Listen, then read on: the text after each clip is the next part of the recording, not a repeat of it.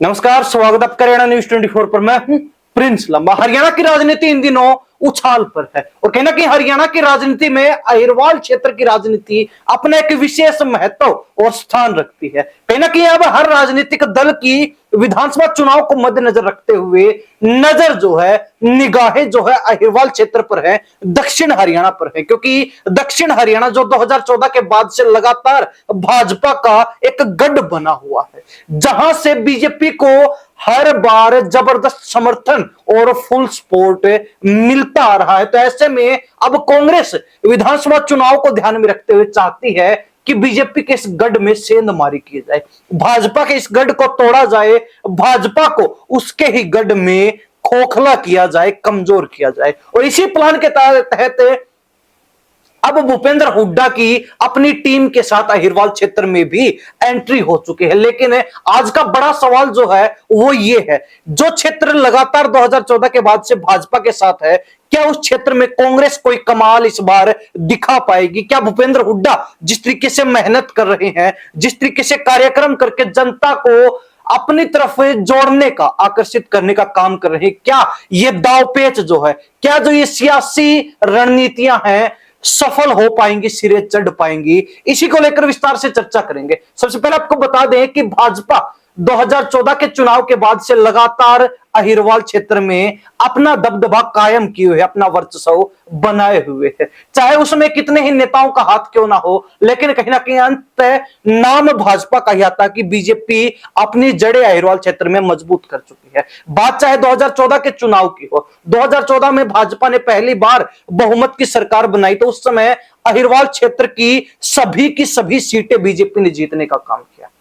उसके बाद जब 2019 का लोकसभा चुनाव आता है तो लोकसभा चुनाव में भाजपा ने हरियाणा की सभी 10 की 10 लोकसभा सीटें जीती और अहिरवाल क्षेत्र की तीनों लोकसभा सीटों पर 2014 की तरह दूसरी बार लगातार जीत दर्ज की। इसके बाद जब 2019 का विधानसभा चुनाव हुआ तो विधानसभा चुनाव में बीजेपी की सरकार गिरते गिरते बची। यानी कि सीधे तौर पर कहा जाए तो बीजेपी की सरकार बचाने में, बीजेपी की लाज रखने में अहिरवाल क्षेत्र का सबसे महत्वपूर्ण रोल रहा, सबसे अहम भागीदारी रही। और अब चाहे बात 2024 के लोकसभा चुनाव की हो, जहां हरियाणा के अन्य हिस्सों में बीजेपी 5 सीटों पर मात खा गई, तो वहीं अहिरवाल क्षेत्र की तीन लोकसभा सीटों पर भाजपा ने लगातार तीसरी बार जीत दर्ज की। यानी कि तीनों की तीनों लोकसभा सीटों पर लगातार जीत की हैट्रिक लगा दी, जिसके बाद यह स्पष्ट हो गया कि अहिरवाल क्षेत्र लगातार 2014 के बाद से हर चुनाव में भाजपा के साथ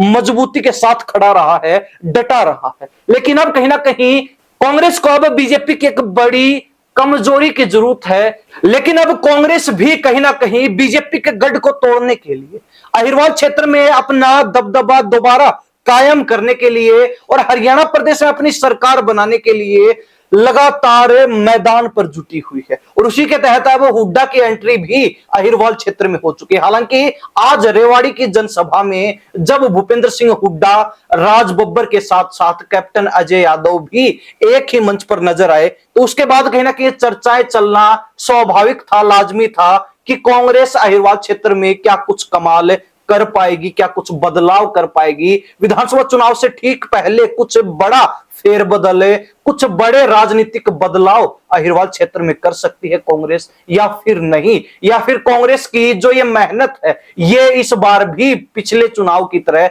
बेकार निकल जाएगी दक्षिण हरियाणा में अहिरवाल क्षेत्र में। यह बड़ा सवाल जो है आज के दिन है हर व्यक्ति के मन में घर कर चुका है। लेकिन इसका भी आपको जवाब देते हैं, जिस तरीके से राविंद्रजीत सिंह अब भाजपा से खफा नजर आ रहे हैं, उसके बाद कुछ लोगों का मानना है कि राविंद्रजीत सिंह अपनी बेटी को टिकट दिलवाने के लिए बीजेपी के ऊपर राजनीतिक दबाव बना रहे हैं। यानी कि प्रेशर पॉलिटिक्स का सहारा लेकर अपनी बेटी को टिकट दिलवाना चाहते हैं ताकि अपनी बेटी की राजनीतिक एंट्री जो है चुनावी मैदान के माध्यम से इस बार के चुनाव से करवा सकें, अपनी बेटी की राजनीतिक पॉलिटिकल लॉन्चिंग कर सके। लेकिन वहीं दूसरी तरफ कुछ राजनीतिक जानकारों का मानना है कि जिस तरीके से भाजपा राविंद्रजीत सिंह को लगातार नजरअंदाज करने का काम कर रही है, जिस तरीके से बीजेपी में राविंद्रजीत सिंह तीसरी बार लगातार सांसद बनने के बावजूद भी राज्य मंत्री के पद पर ही है और उसके बाद यानी कि पहली बार सांसद बनने वाले नेता सीधे केंद्रीय मंत्री बन गए, फुल रैंक उनको मिल गया। लेकिन राविंद्रजीत सिंह आज भी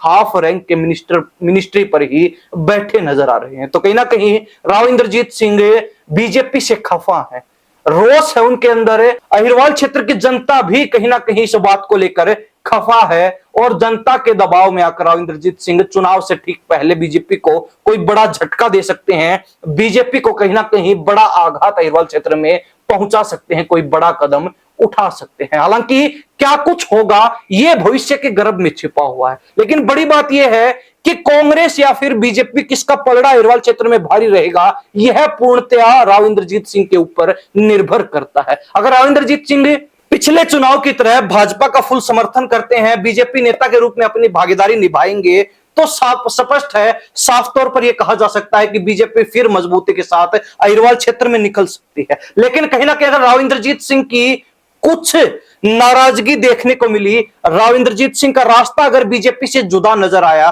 तो फिर कहीं ना कहीं बीजेपी का पूरा चुनाव, बीजेपी की तीसरी बार सरकार बनाने की पूरी रणनीति खतरे में आ सकती है। और जिस तरीके से भूपेंद्र सिंह हुड्डा कहीं ना कहीं अहिरवाल क्षेत्र में भाजपा की नब्ज टटोलने का काम कर रहे हैं, एक छोटी मोटी कमजोरी ढूंढने का काम करें, ताकि उस कमजोरी को सीढ़ी बनाकर कांग्रेस अहिरवाल क्षेत्र में ऊपर निकल सके। तो कहीं ना कहीं अब कांग्रेस राव इंद्रजीत सिंह पर ही नजरें टिकाए बैठी है, नजरें गड़ाए बैठी है और सीधे तौर पर राव इंद्रजीत सिंह को टारगेट करने का काम करे। जिस तरीके से आज एक साथ मंच पर भूपेंद्र हुड्डा, राज बब्बर के अलावा कैप्टन अजय यादव नजर आए। हालांकि अजय यादव समय समय पर कांग्रेस के प्रदेश के नेताओं को उनकी अहमियत बताते हुए नजर आते हैं। जिस तरीके से उनको नजरअंदाज किया था, अपने नजरअंदाजगी की गाथा भी सुनाते हुए नजर आते हैं। लेकिन आज जिस तरीके से अहिरवाल क्षेत्र में कांग्रेस की एकजुटता देखने को मिली, तो उससे स्पष्ट संदेश जनता के बीच जरूर गया कि कांग्रेस कहीं ना कहीं अहिरवाल क्षेत्र में कुछ बड़ा फेरबदल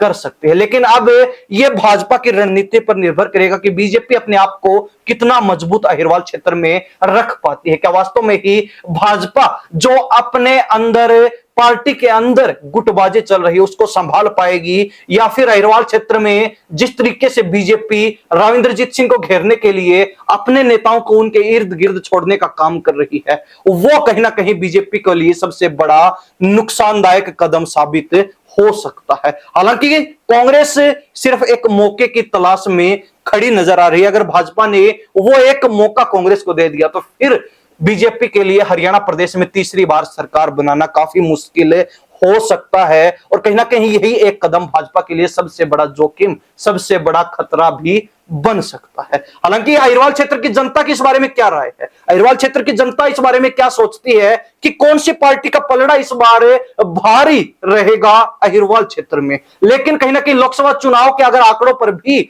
नजर डाली जाए, तो देखने को यही मिलेगा कि हरियाणा के अन्य हिस्सों में जहां कांग्रेस ने बाजी मारी अनेक हलकों में, अनेक लोकसभा सीटों पर, तो वही अहिरवाल क्षेत्र में लगभग सीटों पर बीजेपी जीत कर निकली है। तो ऐसे में कहा जा सकता है कि अन्य क्षेत्रों के मुकाबले भाजपा ने अपना ग्राउंड अहिरवाल क्षेत्र में मजबूत जरूर किया है, और लगातार बीजेपी का शीर्ष नेतृत्व भी अहिरवाल क्षेत्र को ही टारगेट करके कहीं ना कहीं अपने आप को मजबूत करने का काम हरियाणा प्रदेश में कर रहा है। सीधे तौर पर कहा जाए तो पिछले दिनों अमित शाह का अहिरवाल क्षेत्र में महेंद्रगढ़ जिले में आना और उसके बाद ओबीसी सम्मेलन को संबोधित करना, ओबीसी वर्ग को सीधे तौर पर अपने साथ जोड़ना, ओबीसी वर्ग के वोट बैंक को साधना, यह स्पष्ट करता है कि बीजेपी की नजरें, बीजेपी की निगाहें सीधे तौर पर अहिरवाल क्षेत्र पर टिकी हुई है। बीजेपी किसी भी सूरत में नहीं चाहेगी कि उनके गढ़ में एक छोटी सी कमी के कारण उनको बड़ा जोखिम उठाना पड़े। तो कहीं ना कहीं दोनों ही दल चौकन्ने होकर, फूक फूक कर कदम रखते हुए अहिरवाल क्षेत्र में